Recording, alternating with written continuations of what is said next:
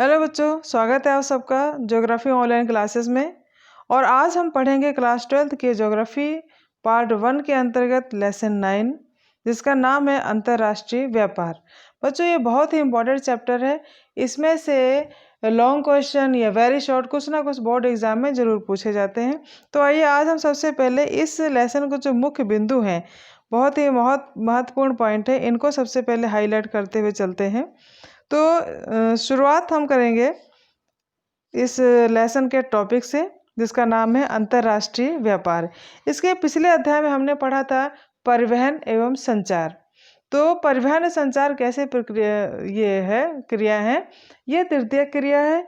और उसी अध्याय में हमने अंतर्राष्ट्रीय व्यापार शब्द भी पढ़ा था।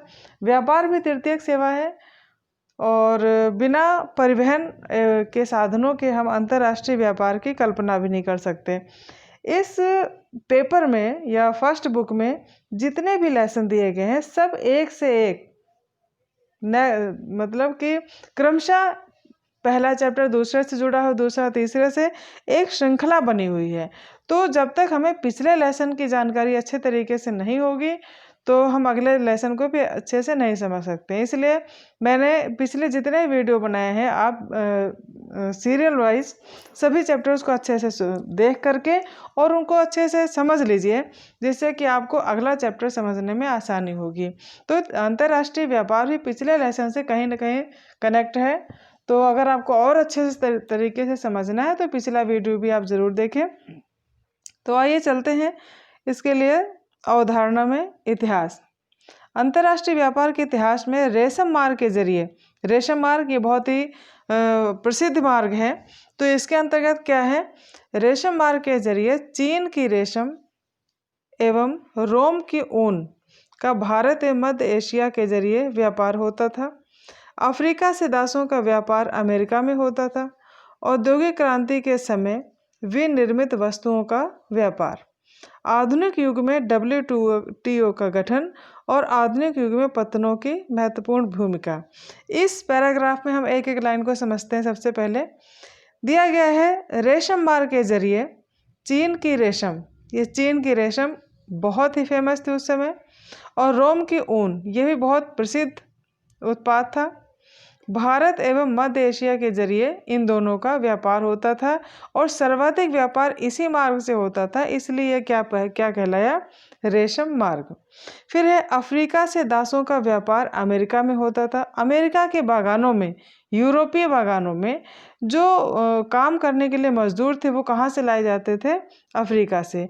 और उन मजदूरों को क्या कहा गया, दास व्यापार के माध्यम से उनका नामकरण किया गया और ये व्यापार क्या कहलाया, दास व्यापार।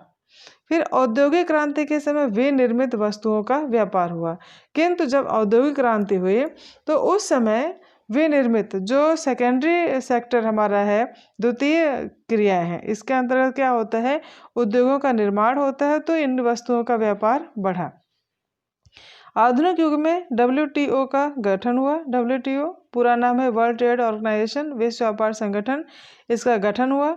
और आधुनिक युग में पत्तनों की महत्वपूर्ण भूमिका है, क्योंकि बिना पत्तनों के, पत्तन किसे कहते हैं, बंदरगाह, जहाँ पर पानी के जहाज आते हैं, रुकते हैं और अपना व्यापार की सभी क्रियाओं में महत्वपूर्ण भूमिका निभाते हैं, ये पत्तन कहलाते हैं। तो इन पत्तनों की बहुत ही महत्वपूर्ण भूमिका है किसमें, अंतर्राष्ट्रीय व्यापार में। फिर है द्विपाक्षिक व्यापार और बहुपाक्षिक व्यापार। व्यापार को कई प्रकार से विभाजित किया गया है। तो इसमें दिखाया गया द्विपाक्षिक, जिसमें 2 पक्ष होते हैं, और बहुपाक्षिक में एक साथ कई देश व्यापार करते हैं। ये बहुत शॉर्ट में है। आपको जब लेसन के रीडिंग कराई जाएगी, लेसन को समझाया जाएगा, तो उसमें टू द पॉइंट, एक एक पॉइंट को बहुत विस्तृत तरीके से समझाया जाएगा। इसमें सिर्फ आपको ये बताया गया कि इस लेसन में आपको क्या क्या पढ़ना है और क्या कौन कौन से पॉइंट हैं। फिर आइए देखते हैं आगे, अंतर्राष्ट्रीय व्यापार। अब अंतर्राष्ट्रीय व्यापार के ये जो 4 बिंदु दिए गए हैं, ये हैं आधार कि हम किन कारणों से अंतर्राष्ट्रीय व्यापार करते हैं, क्या कारण है कि अंतर्राष्ट्रीय व्यापार की आवश्यकता पड़ी। तो पहला आधार है राष्ट्रीय संसाधनों में भिन्नता। प्रत्येक राष्ट्र में प्रत्येक वस्तु या खनिज या संसाधन होना संभव नहीं है, तो हर राष्ट्र में संसाधनों की भिन्नता होती है, किसी के यहाँ अधिक है, किसी देश में कम है। तो जिसके पास जिसकी आवश्यकता होती है, एक दूसरे पर डिपेंड होते हैं, एक दूसरे से हेल्प लेते हैं एक दूसरे के संसाधनों के लिए। तो ये जो भिन्नता है ये अंतर्राष्ट्रीय व्यापार का आधार बनती है। अगला पॉइंट है जनसंख्या का कम या अधिक होना, यह भी अंतर्राष्ट्रीय व्यापार का महत्वपूर्ण पक्ष है।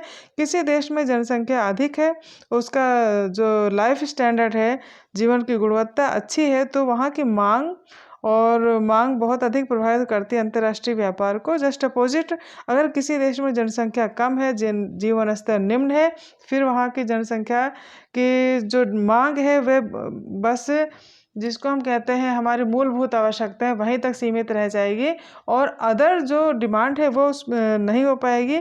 और जो अंतर्राष्ट्रीय व्यापार में हर चीज़ का व्यापार होता है, तो अगर वो सब चीज़ें मूलभूत आवश्यकताओं के इतर जो मांग होती है वो नहीं होगी, तो इससे भी हमारा अंतर्राष्ट्रीय व्यापार प्रभावित होगा। इस प्रकार जनसंख्या का कम या अधिक होना भी अंतर्राष्ट्रीय व्यापार को प्रभावित करता है। अगला है देशों में आर्थिक विकास में अंतर। आर्थिक विकास, यह हर देश का आर्थिक विकास कम या अधिक होता है, अलग अलग अवस्थाएं होती हैं। तो ये जो अवस्थाएं हैं यह भी अंतर्राष्ट्रीय व्यापार को प्रभावित करती हैं। फिर है व्यापार नीतियाँ और विदेश निवेश की सीमा, ये भी अंतर्राष्ट्रीय व्यापार के महत्वपूर्ण पक्ष हैं। और आगे देखते हैं व्यापार के जो पक्ष हैं, पहला है व्यापार का परिणाम नहीं परिमाण होता है वैसे तो, व्यापार संयोजन और व्यापार की दिशा, ये महत्वपूर्ण पक्ष है व्यापार के। उसके बाद जो मुख्य बिंदु हैं अलग अलग, उसमें है पहला वस्तुओं एवं सेवाओं के स्वैच्छिक आदान प्रदान को व्यापार कहते हैं। एक तो है वस्तुओं सेवाओं और स्वैच्छिक, हम वस्तुओं और सेवाओं का आदान प्रदान करते हैं लेकिन अपनी इच्छा के अनुसार, किसी दबाव में आकर के नहीं। तो यह जो क्रिया होती है इसे हम क्या कहते हैं, व्यापार। नेक्स्ट पॉइंट, राष्ट्रीय व्यापार देश के सीमाओं के अंदर देश के विभिन्न भागों में होता है। राष्ट्रीय व्यापार यह देश है और देश के अंदर ही होगा, सीमाओं के अंदर ही होगा, सीमा से बाहर नहीं होगा। तो यह व्यापार क्या कहलाएगा, हमारा राष्ट्रीय व्यापार। अगला है अंतर्राष्ट्रीय व्यापार किसे कहते हैं। अंतर्राष्ट्रीय व्यापार विभिन्न राष्ट्रों के बीच राष्ट्रीय सीमाओं के आर पार वस्तु एवं सेवाओं के आदान प्रदान से संबंधित है।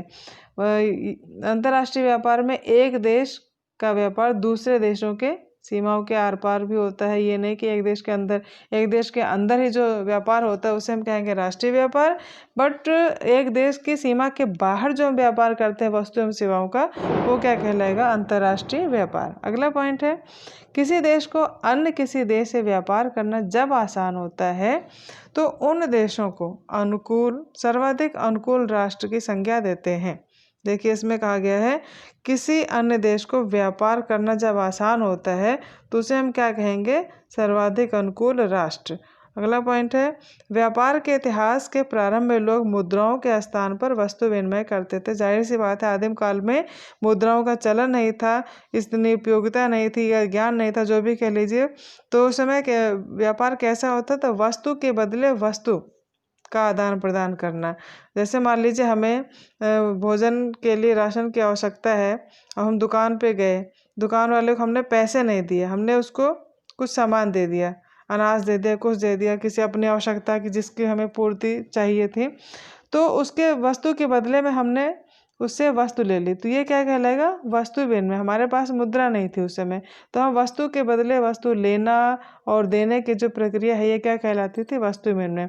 मुद्रा के आविष्कार ने व्यापार आसान कर दिया, किंतु वस्तु विनिमय आज भी मौजूद है। आज भी आदिम समाज के लोग जो है कहीं कहीं भारत में और विश्व के विभिन्न देशों में आदिम समाज के लोग वस्तु विनिमय व्यापार को अभी भी इन्होंने जारी रखा है। अंतर्राष्ट्रीय व्यापार होने के एक या कई कारण हो सकते हैं, जैसे दो राष्ट्रों में अलग अलग खनिजों का पाया जाना। अंतर्राष्ट्रीय व्यापार में व्यापार की वस्तु का मूल्य आयात निर्यात एवं किस देश से व्यापार किया गया आदि महत्वपूर्ण बातें होती हैं। अगला पॉइंट है, अंतर्राष्ट्रीय व्यापार में देशों के मध्य सेवाओं को सुचारू रूप से करने के लिए, विवादों को निपटाने के लिए विश्व व्यापार संगठन का गठन हुआ। विश्व व्यापार संगठन यानी WTO का जब निर्माण हुआ तो इस संगठन के अधीन जो है, संगठन के अंतर्गत जो व्यापारिक देश हैं, इनके जो विवाद होते हैं, इनका निपटारा कहाँ होने लगा? विश्व व्यापार संगठन के। इसका निर्माण किया गया विश्व व्यापार संगठन का। फिर है, आयात तथा निर्यात के बीच मूल्यों के अंतर को व्यापार संतुलन कहते हैं। आयात और निर्यात, आयात किसे कहते हैं? कोई वस्तु हमारे देश से आ रही है, आने की प्रक्रिया, इंपोर्ट हो रही है, तो क्या कहलाएगी? आयात। और कोई वस्तु, जिस वस्तु का हम बाहर निर्यात करते हैं, बाहर भेजते हैं या निकालते हैं, तो उसे हम क्या कहेंगे? निर्यात। तो इस आयात और निर्यात के बीच मूल्यों में अंतर, मूल्यों के बीच में जो अंतर होगा उसे हम क्या कहेंगे? व्यापार संतुलन। आगे देखते हैं, लागत की दृष्टि से नहीं, विभिन्न कारणों से भिन्न कीमत की किसी वस्तु को दो देशों में विक्रय करना डंपिंग कहलाता है। ये भी क्वेश्चन आ सकता है, पॉइंट है इसमें कि डंपिंग किसे कहते हैं। तो डंपिंग क्या है? जब हम किसी वस्तु का दूसरे देशों में जो व्यापार करते हैं उसमें लागत नहीं देखते, जबकि किन्हीं अन्य कारणों से कीमत की भिन्न कीमत की किसी वस्तु को दो या देशों से अधिक में इसको हम विक्रय करते हैं, तो वो क्या कहलाएगा? डंपिंग कहलाता है। उसके बाद है, संबंधित देशों द्वारा संरचनात्मक बाधाओं को दूर करने तथा अर्थव्यवस्था को सुधारने के लिए गठित संगठन को व्यापार संघ कहते हैं। आर्थिक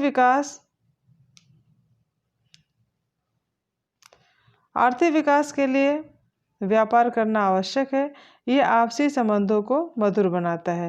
व्यापार करने से क्या होगा? हमारी आपसी जान पहचान होती है, मित्रता बढ़ती है, मानवीय मूल्यों का विकास होता है। तो इस तरह से आर्थिक विकास के लिए व्यापार आवश्यक है। व्यापार की महत्वपूर्ण भूमिका है आपसी संबंधों को मधुर बनाने के लिए। अंतर्राष्ट्रीय व्यापार राष्ट्रों के लिए लाभदायक है, जैसे उत्पादन का उच्च स्तर, वस्तु एवं सेवाओं की विश्वव्यापी उपलब्धता, कीमती एवं वेतन का समानीकरण एवं ज्ञान एवं संस्कृति का प्रसार होता है। ये सभी बिंदु हैं जो कि अंतर्राष्ट्रीय व्यापार करने से बढ़ते हैं और इसका प्रचार एवं प्रसार होता है। संस्कृति का प्रसार होता है, हम एक देश से दूसरे देशों में जाते हैं, वस्तुओं सेवाओं का आदान प्रदान करते हैं, तो हम एक दूसरे की संस्कृति का सम्मान करते हैं, आदर करते हैं और उसका प्रचार प्रसार भी होता है। अगला पॉइंट है, अंतर्राष्ट्रीय व्यापार के हानिकारक पहलू अन्य देशों पर निर्भर हो जाते हैं। देखिए, प्लस माइनस हर काम में होते हैं, हर वस्तु में होते हैं, हर कार्य में होते हैं। तो अंतर्राष्ट्रीय व्यापार के जहाँ इतने लाभ हैं उतने कहीं ना कहीं इसके हानि भी है। प्लस पॉइंट और माइनस पॉइंट है। तो माइनस पॉइंट में पहला पॉइंट क्या दिया गया है? अन्य देशों पर निर्भरता। हमारे पास किसी वस्तु का उत्पादन अगर नहीं है, यदि है भी तो कम मात्रा में है, तो उस वस्तु के लिए हम अन्य देशों पर क्या हो जाते हैं? निर्भर हो जाते हैं। विकास का असमान स्तर हो जाता है, शोषण युद्ध का कारण हो जाता है। फिर है, पत्तन अंतर्राष्ट्रीय व्यापार महत्वपूर्ण भूमिका निभाते हैं। पत्तन कई प्रकार के होते हैं। अब पत्तन किसे कहते हैं? पत्तन कहते हैं बंदरगाह को। और बंदरगाह का तात्पर्य पानी के जहाज जहाँ पर आकर रुकते हैं, ठहरते हैं, सामान को उतारते हैं, लाते हैं, ईंधन भरते हैं। इस तरह से जो पत्तन पानी के जहाज़ों के रुकने का जो अड्डा कहलाता है या स्थल कहलाता है, वो क्या कहलाता है? पत्तन। पत्तन अंतर्राष्ट्रीय ये कई प्रकार के होते हैं। ये आपको जो अगला वीडियो में बनाऊंगी उस लेसन में बहुत ही विस्तृत जानकारी आपको दी जाएगी। तो ये है आपका मुख्य बिंदु। इसके अंतर्गत पोषित किए जाने वाले मानवीय मूल्य किसके द्वारा? व्यापार के द्वारा, अंतर्राष्ट्रीय। इसमें पहला क्या है? श्रमिकों के प्रति उदारता की भावना आती है, सहयोग की भावना आती है, ईमानदारी, ट्रांसपेरेंटी, संवेदनशीलता और सतत पोषणीयता। ये अंतर्राष्ट्रीय व्यापार के द्वारा ये इन सभी मानवीय मूल्यों का विकास होता है। और सतत पोषणीयता भी बहुत ही आवश्यक बिंदु है। सतत पोषणीयता भी मैंने आपको पिछले चैप्टर मानव विकास का चैप्टर में पढ़ा रखा है। आप शायद समझते हो कि सतत पोषणीयता का तात्पर्य कंटिन्यूटी बनी रहना किसी भी संसाधन की। तात्पर्य यह है कि हम जिस संसाधन का प्रयोग कर रहे हैं उसका इस ढंग से उपयोग करें कि आने वाली पीढ़ी भी उसका उसके पोषित होती रहे और उनकी आवश्यकताओं की पूर्ति होती रहे। तो इस प्रकार से अंतर्राष्ट्रीय व्यापार के अंतर्गत इन सभी मानवीय मूल्यों का विकास होता है। और बिना परिवहन संचार के, पिछले अध्याय मैंने पढ़ा रखा है, बिना परिवहन संचार के साधनों के अंतर्राष्ट्रीय व्यापार करना आसान नहीं है। तो आपको पिछले जितने लेसन की मैंने वीडियो बना रखी है उनको भी बहुत अच्छे तरीके से पढ़ना है, समझना है। और आशा करती हूँ कि ये वीडियो आपको अच्छा लगा होगा। अगर आपको अच्छा लगे तो वीडियो को लाइक करें, शेयर करें, चैनल सब्सक्राइब जरूर करें, जिससे कि इसके बाद में आपको जो वीडियो बनाऊंगी लेसन की डीप स्टडी के लिए, तो आपको उसका नोटिफिकेशन आपके पास तुरंत आ जाए। Thank you, take care.